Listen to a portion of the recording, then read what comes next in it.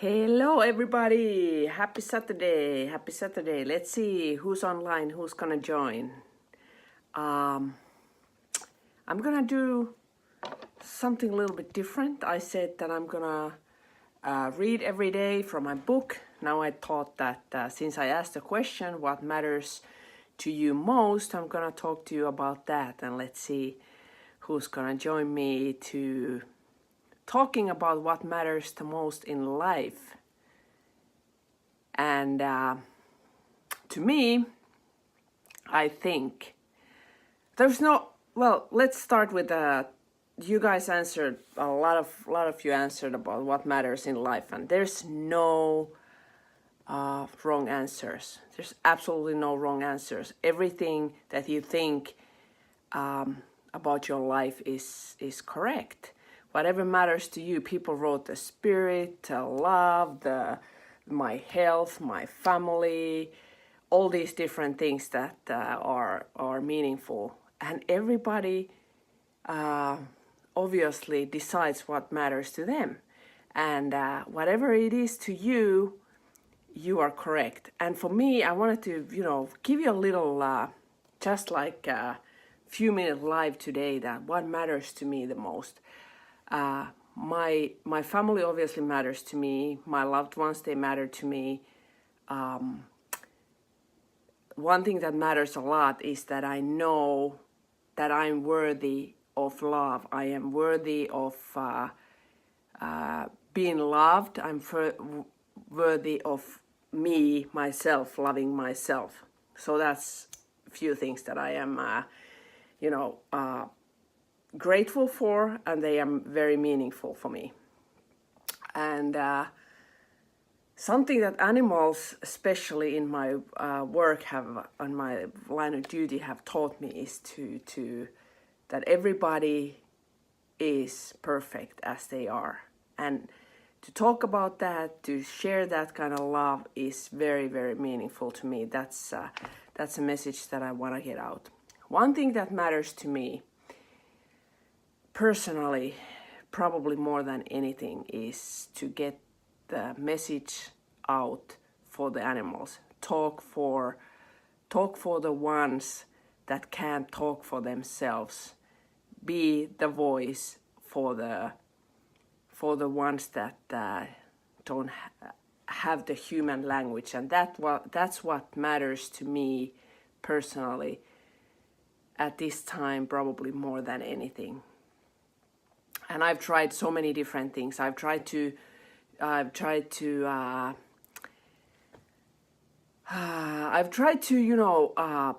different kind of projects, and I've done while I was looking for kind of my purpose and what I want to do in life, and I always wanted to help other people. I want to help nature. We did a breast cancer project. It was a huge project here in Finland, and we got 50 women there. I've done a lot of volunteer work for kids and young people while I was younger, and then the purpose and the passion was always there. It was like looking me like almost too close that I couldn't see that it was the animals. And when I learned animal communication, I realized that it's gonna be my one thing.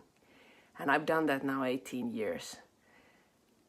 And I can tell you that I've given up everything for it. Everything. And that matters to me the most. And I've said that I'm gonna be giving my face and my heart and my body, everything that I have, for them that don't know how to, get help for themselves, and help the people that are actually helping the animals, and help the animals themselves to get their voice out. And that's really what I am passionate about, and that's really something I'm gonna do. Well, there's been times that I've thought that I'm gonna give up, but I've decided that since it's all in, I'm doing it for the rest of my life, and we'll see where it takes us, and it totally feels good. do it first of all, and to live it. And it's sometimes it's hard, but it's like it's when you really in your passion, it doesn't matter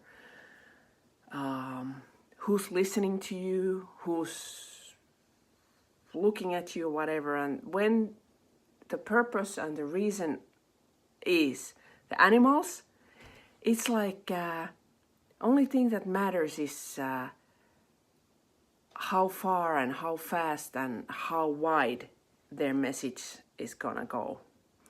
And I talk for all animals. There's, I talk for all of them, and I love them all equally. And now I'd say especially the ones that are misunderstood, that people don't really know how to be with them. Like sharks. I've swam with sharks in open waters. I've met tons of snakes and tigers, rescue tigers and all that. So the animals that people usually are scared of and all that, everybody's got a huge purpose, every single one of them in the whole picture. So that's what matters for me the most. And I appreciate that everybody's writing what matters for them. Of course, obviously, my own health matters to me, and all those things that you guys are writing too, and to know that I am the spirit in this. How would I say? I've been given this flesh suit that I can do my job as a spirit, and it's actually the spirit that is doing the work and taking me wherever I need to go. So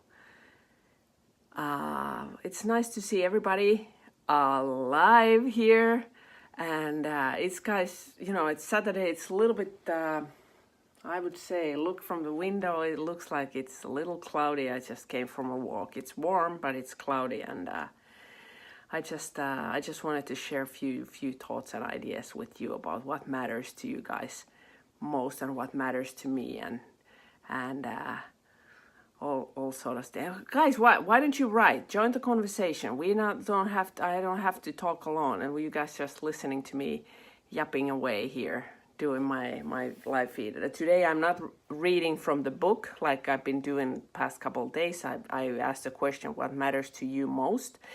And so therefore I'm asking you now here if you want to type something. And let's see if anybody's gonna say, ask any questions. Hello, Tina. There's a couple Tinas listening, and there's Lena, there's Jacqueline. All you guys, I love you tons and tons and tons. And well, that's what I wanted to say. I mean, you can listen to the live feed from the beginning when I save it, and happiness, absolutely. Happiness is it's like the pursuit of happiness and selflessness, absolutely. We give, that's true, giving your life to, good morning, Detroit. It's a later afternoon here in Finland. To give your, if you have children, or if you have, hi Ellie, if you have animals, if you if you volunteer a lot, or if you're a teacher, if you own a business, if you're an entrepreneur, if you're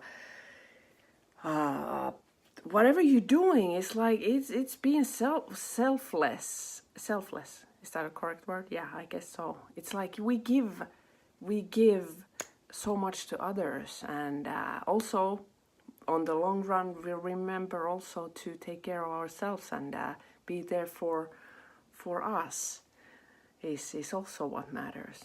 And to me, like I said, I mean, I've been given a gift of speaking, and been given a gift of speaking with animals and being their voice. So I mean, that's a huge responsibility to also give the platform for them. And it's not always easy. I see a lot of hard things and a lot of difficult things with animals, and but I think it's you just have to go through your own emotions and deliver what they want to say. One thing that I wanna finish this with the story. I always tell this story, and I think it's a good Saturday to tell the story. What actually this is. Well, I promise that I will be telling you the things that I've learned from animals, and this is what I learned from my horse. I lost my horse, the first horse that I had. After her, I had a couple other horses, but 2008, she had a colitis, and I had to let her go. We got her to the horse hospital, and she was cut open, and her intestines were already like died, if you can say so, and we had to let her go. That was a very, very, very, very freaking hard thing for me, and I thought that I'm never gonna do this work again. I'm never gonna like be able to live again. It's gonna be like end of everything. And I was while all that was happening, I was praying. I was doing everything possible, asking for God and higher forces to save my horse. And I called all my friends around me that I knew that are spiritual or know how to pray or do drumming with your shaman drum or talk to your angels or do whatever. So I called everybody, and despite of everything we did, we had to let the horse go. So then a couple weeks after, I got a phone call from one of my friends, and she tells me that, you know, Maiku, I did a channeling while everything was going on, and I was told that the horse will be okay and she will survive, and now you did not believe enough so that the horse had to go. And I was like, what? But I didn't say anything. But I took that idea and I started to think, I was like, is it really so that I wasn't believing enough, that I had to kind of let her go? And so a couple of weeks after that, one other friend calls me, and we had like a little bit like a similar conversation, but it ends like this, that she tells me, she says, you know, at one point you will figure out why she had to leave. You will know why she had to leave, and everything's gonna fall into place, and you will be able to do your work again and live again and like breathe again. So then year went by, and one of my other friends asked me, have you ever connected with your past horse, and have you done communication with her, and so maybe you should do that. And I'm like, okay, well, years gone and years passed, and you know, maybe it's time to start really like doing the communication. I did some communications during that time, but not like major stuff. And so I connected with the horse, and she says to me that so now we are talking about the horse, and on the other side for you guys just joined in. And she says that I've been here all this time just waiting for you. I've been here just waiting for you to connect with me, and so that we can start doing the work. And I'm like, what? Yeah, I've been waiting here, she says, and all this time, and now really the work starts. And so I started to take like regularly messages from her, and I started to write them down. And then one day she comes to me and says that we are also going to write a book. And I was like, I understand, I believe a lot of stuff and spiritual stuff and all that, but seriously, the horse is going to help me to write a book. So, and then after that, there were, I think, 3 or 4 different mediums and clairvoyants that told me that, you know, you're going to write a book. And one of them said there's going to be horse in the cover. And the one said the horse is going to help you. And then there's Lisa Williams, you guys probably know. she said that you're gonna write the book, but you have to start. Here's the book. You have to start, and there's a horse in the cover. And you have to start to actually write it. And after she said that, I think that was like really hit in the head. And after she said that, I started to write, and it took me 8 months to write and a couple more months to get the publishing deal. And then, rest is kind of history. It took me to a completely new level. But in the end, what was the lesson in all this? The horse is still with me. She's still teaching through me. She's still giving messages out through me, and travels everywhere I go. Obviously, of course, it's easy because it's only a spirit, or not only a spirit, but it's a huge spirit, but spirit anyway. The teaching and the lesson in this, what she told me afterwards, see, when something is meant to happen, it will always happen. And her time was to transition and move to the other side. And then she said, I heard, and the God heard, and the universe heard all your prayers, all your everything, all your friends, everything. But I had to go. It was my time. So I left. And I'm like, okay, I get that. And she said, you could believe all you want, but that what you were believing was not meant to happen. And it still gets me so freaking emotional. So she says, you have to understand, there's no,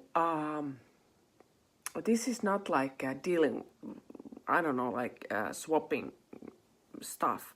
That if you believe enough, you will always get what you want. Oh my God, look at the crazy red face. That if you believe enough, you will always get what you want. And this is something that when we're taught the law of attraction and all that stuff, which is good stuff, but so many times we get this wrong, that if we believe enough, we will always get what we want. No, you will always get what you need. You will always get what is right. You will always get what is what you need, and what is right, and it's gonna happen. What's gonna happen, and that's to do with faith and trust and believing that whatever happens in your life, however tragic, it's always right. You are always in the right place at the right time. And, it's just sometimes the greatest tragedies, the biggest sorrows and sadnesses are the stepping stones, and they are the doors for the, I can't say better, or the biggest, they're the biggest gifts.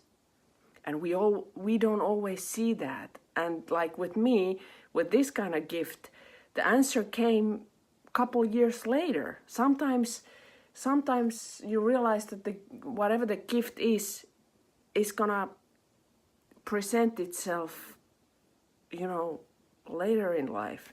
You might gain a lot of strength. You might gain new friends. You might leave a job. You might do whatever to actually walk through a different door. You might lose, like my mom when she passed. Also, it took a little bit different course in my life to do things differently and go to another route. So anyway, nice. How do you say in Finnish? Räkä lentää ja niin edelleen. Sneezing. But this is, I guess, the thing that I wanted to tell you today. The story and what matters to me is what I do, and the story of the horse and how you guys, whatever you're going through, you're in the right place at the right time. Just believe and trust and have faith in that. Nothing else matters than just you are loved.